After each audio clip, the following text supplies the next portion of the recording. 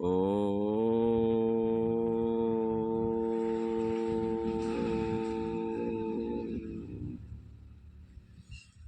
बोलिए जगत गुरु श्री कृष्ण भगवान की जय। आदिशक्ति माता भगवती की जय। सरस्वती माता की जय। कथा प्रारंभ होते है, आओ वीर हनुमान, आसन आए विराजियो, तेज पुंज बलवान। हे पवन पुत्र हनुमान जी, गणेश भगवान सभी कार्यों को सफल करें। माता सरस्वती मेरी जिह्वा पर बैठ करके अमृतमयी कथा का भक्तों को रसपान कराएं। प्रिय भक्तों, एक समय जब नरकासुर जो पृथ्वी का पुत्र दैत्य था, उससे सभी देवता त्रस्त हो गए, सभी जीव जंतु परेशान हो गए। सभी जीवों को सताने वाला वह नरकासुर अपने बाहुबल से, अपनी शक्तियों से सभी देवताओं को दुखी करता है, सभी जीवों पर अत्याचार ढाता है। उसके अत्याचारों से दुखी हुई पृथ्वी माता और इंद्र देवता भगवान कृष्ण के पास पहुंचे, जो कि विष्णु स्वरूप में क्षीर सागर में थे। उनसे निवेदन किया कि हे दीन बंधु दीनानाथ दया के सागर, हे कृपा निधान, आप अपने शरीर को बदल करके धरातल पर अवतीर्ण होइए और इस दैत्य का संहार करके मेरे कष्टों का निवारण कीजिए। अब तो भगवान बड़े दयालु हैं, बड़े कृपालु हैं, कृपा के अथाह सागर हैं। वो किसी दुखियों के दुख को सहन नहीं कर सकते। प्रिय बंधुओं, भगवान वहां से प्राग ज्योतिषपुर में पधारे, जो नरकासुर का नगर था। उन्होंने मुस्कुराते हुए इंद्र का हाथ पकड़ करके अपने श्रेष्ठ आसन से उठ खड़े हुए और फिर स्मरण करते हुए उपस्थित हुए आकाशगामी गरुड़ पर अपनी पत्नी सत्यभामा को चढ़ा करके उसके ऊपर स्वयं सवार हो गए और ज्योतिषपुर को चल दिए। इंद्र भी ऐरावत पर चढ़ करके देवलोक को चले गए तथा भगवान श्री कृष्णचंद्र सब द्वारका वासियों के देखते ही देखते उन्होंने जाकर के नरकासुर का वध कर डाला। ज्योतिषपुर के चारों ओर पृथ्वी 100 योजन तक अरे मुर दैत्य के बनाए हुए छुरे के समान, धारा के समान अति तीक्ष्ण पासों से घिरी हुई थी। भगवान ने उस पासों को अपने सुदर्शन चक्र को फेंक करके उसे काट डाला और फिर मुर दैत्य को उसके सामना करके ही उन्होंने उठा करके तब श्री केशव ने उसे भी मार डाला। तदनंतर श्री हरि ने मुर के साथ हजारों पुरुषों को भी अपने चक्र की धार से अग्नि के पतंग के समान भस्म कर दिया। भगवान मुरहय ग्रीव एवं पंचजन आदि दैत्यों को भी मार करके अति शीघ्र ज्योतिषपुर में प्रवेश कर गए। वहां पहुंचकर भगवान जनार्दन मेरे मुरली मनोहर अधिक सेना वाले नरकासुर से युद्ध हुआ, जिसमें गोविंद ने उसे सहस्त्रों दैत्यों को मार डाला और दैत्य दल का संहार करके महाबलवान भगवान श्री चक्रपाणी अरे सहस्त्र अस्त्र वर्षा करते हुए अरे भूमि पुत्र नरकासुर के सुदर्शन चक्र फेंक करके 2 टुकड़े कर दिए। नरकासुर मरते ही पृथ्वी ने अदिति के जो कुंडल थे नरकासुर के पास, उन्हें लेकर के पृथ्वी माता श्री जगन्नाथ के सामने उपस्थित हो गई कि लीजिए महाराज, ये चमत्कारी कुंडल माता अदिति के हैं, इन्हें आप वहां पहुंचा देना। तब पृथ्वी ने कहा, हे नाथ, जिस समय आप 12 रूप धारण करके आपने जो मेरा उद्धार किया था, उस समय आपके स्पर्श मात्र से ये पुत्र उत्पन्न हुआ था। इस प्रकार आप ही ने अपने यानी मेरे पुत्र का वध कर दिया, इसे नष्ट किया है। आप ये कुंडल लीजिए और अब इसकी संतान की रक्षा कीजिए। हे प्रभु, मेरे ऊपर प्रसन्न होकर ही आप मेरा भार उतारने के लिए अपने अंश से इस लोक में अवतीर्ण हुए हैं। हे अच्युत, इस जगत के आप ही कर्ता, आप ही विकर्ता, आप ही पोषक, आप ही संहार करता, अरे आप ही उत्पत्ति सभी को करने वाले, आप ही जगताधार हैं। हे प्रभु, मैं आपकी शरण हूं। व्याप्ति व्याप्त क्रिया करता कार्यक्रम आप ही हैं, अरे सबके आत्मस्वरूप आप ही, किस प्रकार मैं आपकी स्तुति करूं। प्रिय बंधुओं, भगवान भूत भावन ने पृथ्वी से कहा कि तुम्हारी इच्छा पूर्ण हो, और फिर नरकासुर के महल में नाना प्रकार के रत्न लिए। हे महामुने, अतुलित विक्रम श्री भगवान ने नरकासुर के कन्यांतपुर में जाकर के 16,100 कन्याएं देखी तथा 4 दांतों वाले 6,000 गजेंद्र और 21 लाख कंबोज देशीय तथा देखे। उन कन्याओं, हाथियों और घोड़ों को भगवान श्री कृष्णचंद्र के नरकासुर के सेवकों द्वारा ही द्वारकापुरी में पहुंचा दिया।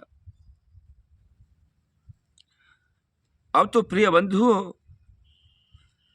भगवान वरुण का छत्र और मणि पर्वत भी देखा।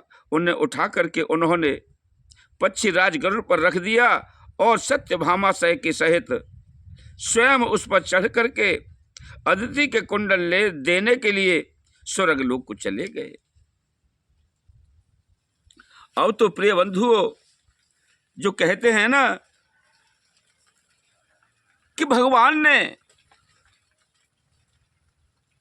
स्वयं ही अपने पुत्र का अपने हाथों से वध किया, ये मैं नहीं कहता, ये विष्णु पुराण के माध्यम से कथा श्रवण करा रहे हैं आपके लिए। ये लिखा है इसमें कि आप प्रसन्न होइए और इस नरकासुर के संपूर्ण अपराध क्षमा कीजिए। निश्चय ही आपने अपने पुत्र को निर्दोष करने के लिए ही स्वयं मारा है। तो प्रिय बंधुओं, आपको हम ऐसे ही इस प्रकार की अमृतमयी कथाएं, अनसुनी कथाएं आपको श्रवण कराते रहेंगे। एक बार एक ब्राह्मण देवता अपने माता पिता को पैदा होते ही माता पिता स्वर्ग लोक को सिधार गए और बेचारे अनाथ की भांति पाले पोसे गए। उन्होंने अपने जीवन में हमेशा कष्ट ही झेले। अब तो वह कुछ बड़े हुए, कुछ वेद पाठ सीखा, मंत्रों का उच्चारण सीख लिया, तो किसी के पास हवन कर आए, यज्ञ कर आए, उसमें जो कुछ भी दान आ जाए उसी से अपने जीवन को यापन करते रहे। और वहां पर एक बार कोई अतिथि पधारता है। उसने देखा कि भाई ब्राह्मण तो विद्वान है। उन्होंने अपनी बेटी को उनके साथ वर्ण कर दिया। बेटी भी बड़ी सुशील थी। बेटी को ब्राह्मण देवता को विवाह दिया और दोनों जोड़ा बड़े प्रेम से अपने जीवन को चलाने लगे। ब्राह्मण देवता ने अपनी गृहिणी को समझाया कि हे प्रिय, आप किसी प्रकार का टेंशन न लें, जो करता है वो परमात्मा करता है। हमारा कुछ भी नहीं है। हमारे द्वार पर कोई भी अतिथि आ जाए उसे केवल भगवान ही समझें। अतिथि देवो भव, अतिथि हमारा देवता है, उसे देवता समझ करके उसका पूजा पाठ करें, उसे भोजन सामग्री इत्यादि चाहे अपने पेट में मत खाना, लेकिन अतिथि को परिपूर्ण भोजन करा करके उन्हें दक्षिणा दे करके उन्हें विदा करें। अपनी पत्नी को बड़ी सहजता से, सरल स्वभाव से उन ब्राह्मण देवता ने समझा दिया। गृहिणी भी बड़ी सुशील थी। उन्होंने अपने पति को शिरोधार्य किया, उनके वचनों को शिरोधार्य किया और उनकी आज्ञा का पालन करते हुए ब्राह्मण देवता कहीं चले जाएं तो कोई अतिथि पीछे आ जाए तो उसका सम्मान करें। एक समय ऐसा हुआ कि भगवान जनार्दन भक्तों की परीक्षा बहुत लेते हैं। जो दैत्य प्रकृति के होते हैं उन्हें वो बढ़ा चढ़ा करके धन से परिपूर्ण कर देते हैं, लेकिन जो उनका परम भक्त होता है उसे तो बहुत गरीब बना करके रहते हैं, उन्हें कष्ट ही कष्ट प्रदान करते रहते हैं। भगवान एक बुढ़े संत का वेश बना करके उस ब्राह्मण के द्वार पर पधारे और जाकर के चबूतरे पर बैठ गए और बोले, अरे कोई है क्या? कोई घर में है क्या? अंदर से ब्राह्मण देवता निकल के आए। जी महाराज, कहिए आपका दास क्या सेवा कर सकता है? कुछ नहीं, थोड़ा जल चाहिए और पेट में थोड़ा भूख लगी है तो कुछ भोजन की प्राप्ति हो जाए। आइए महाराज, आइए बैठिए। टूटी सी झोंपड़ी थी, उसमें टूटी सी चटाई पड़ी हुई थी, वह चटाई पर बैठा दिया। एक फटी सी चादर थी, उसी को दोनों प्राणी ओढ़कर सो जाया करते थे। अब तो प्रिय बंधुओं, सुबह का वक्त था। उन्हें 2-4 दिन से कुछ मिला भी नहीं था, कथा वगैरह कुछ आई नहीं थी, भिक्षावृत्ति के लिए गए नहीं हुए थे, घर में कुछ नहीं था। अब बेचारे अतिथि सेवा को कैसे करें? जाकर के चुपके से ब्राह्मणी से पूछा, कहे देवी, आज तो हम बड़े धर्म संकट में हैं, इसका निवारण कैसे होगा? कि स्वामी, हम और आप, अरे शरीर तो दो हैं लेकिन मन तो एक ही है। आप चिंता न करें, इसकी पूर्ति मैं करूंगी। उन्होंने क्या, आपके पास कोई गहने वगैरह हैं? नहीं स्वामी, आपने देखा है शरीर पर, अपने बदन पर फटे हुए कपड़े पहनती, धो लेती हूँ, पहन लेती हूँ। अरे मेरे पास आपकी सेवा परिश्रम की कमाई के मेरे पास कहाँ से गहने आभूषण आ गए? फिर कैसे व्यवस्था करोगी हे प्रिय? कि आप जाइए और नगर से किसी नाई के पास से कतरने ले आइए, जिसे कैंची बोलते हैं, बाल काटने वाली। ब्राह्मण देवता गए और एक नाई से कैंची मांग करके लाए। कैंची को ला करके अपने ब्राह्मणी को दे दिया। ब्राह्मणी ने अपने केस ऊपर से केस काटे और केस काट करके उनका रस्सा बनाया, रस्सी बना करके और जा करके कह दिया कि लीजिए आप इसे बाजार में बेच आइए और दाल चावल जो कुछ भी सामग्री बन जाए उसे बना लाइए। ब्राह्मण देवता गए और वहाँ जाकर के उन्होंने बाजार में बेचा और दाल चावल जो मिला उसे लेकर के आ गए। अब तो ब्राह्मणी ने बड़े प्रेम से उनकी खिचड़ी बनाई और तैयार हो गए। तो ब्राह्मण देवता बोले कि महाराज भोजन तैयार है, प्रसादी तैयार है, आइए पा लीजिए। भोजन जैसे ही बैठे पाने के लिए तो ब्राह्मण देवता बड़े प्रसन्न हैं कि मेहमान भोजन पा रहे हैं। भोजन करते समय उन्होंने अपनी विनम्रता को धैर्यता से रखा और संत महाराज ने सारी खिचड़ी खा ली। सारी खिचड़ी खाने के बाद में उन्होंने कहा कि महाराज और चाहिए? कहा जो कुछ और ले आओ, जो बची कुची थी सब दे दी, उसे भी चट कर गए। अब बोले भाई पेट भर गया है, अब मैं कहीं कहीं जाऊंगा नहीं, थोड़ा आराम करना चाहता हूँ। वहीं चटाई पर सुला दिया, आराम से सोए। फिर ब्राह्मण देवता जब संध्या का समय हुआ तो भाई मेहमान घर पर हैं, इनके लिए क्या सेवा होगी। इतने में तो संत महाराज बोले कि भाई थोड़ी सी खिचड़ी और बना लेना, बस ज्यादा नहीं, मैं उतनी ही खाऊंगा। अब तो उन्होंने कहा कि भाई अर्ध भोजन वृद्ध गाय, ऐसा किया नरक को जाए। अरे जो अपने पास अतिथि आ जाए उसे परिपूर्ण भोजन कराना चाहिए। भोजन कराते हैं तो परिपूर्ण ही कराते हैं, अधूरा कभी किसी को नहीं कराना चाहिए। अब तो वह ब्राह्मण देवता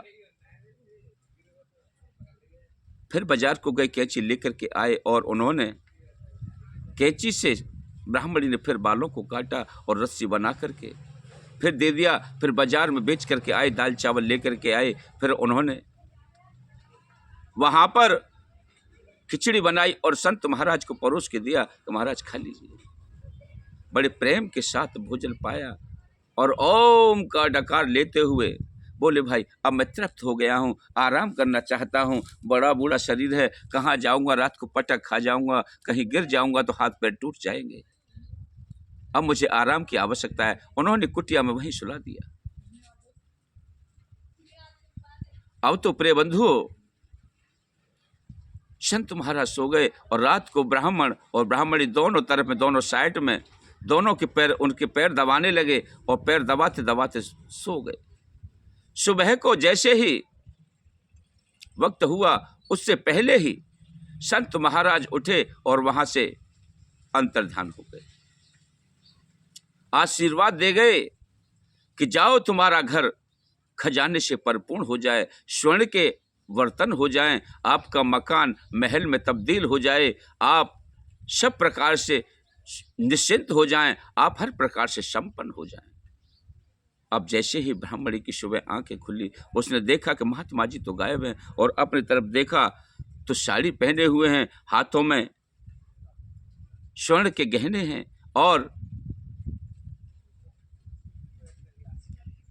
जो कांच की चूड़ियां थी वो सोने में तब्दील हो गई और जो केस नहीं थे, केस कटे हुए थे, केस भी लहरा रहे थे। अब तो ब्राह्मण देवता को अरे सुनते नहीं, अरे सुनते नहीं, जागिए आप। जैसे ही ब्राह्मण देवता जगे कि देखिए आप क्या पहने हैं। ब्राह्मण देवता चौंक गए, बोले अरे हाय बूढ़े महाराज जी थे, वो कहाँ चले गए, उनको तलाश करो कहीं गिर न जाएं। अब तो प्रिय बंधुओं जैसे ही ब्राह्मण देवता उस संत को ढूंढने के लिए भागे, लेकिन संत तो वहां से पलायन कर गए। बोले यह साक्षात परमात्मा थे, इन्होंने हमारे लिए, हमारे कल्याण के लिए हमारे यहाँ आकर के जो भोजन पाया और हमारा कल्याण किया। इस प्रकार से प्रिय बंधुओं भगवान किस रूप में कैसे भक्तों की परीक्षा लेते हैं, कैसे धनवान करते हैं, कैसे गरीब बना देते हैं। हमारे चैनल को आप सब्सक्राइब करें, वीडियो को लाइक करें, दूसरों को शेयर करें। ओम नमो नारायण, ओम नमो नारायण, ओम नमो नारायण।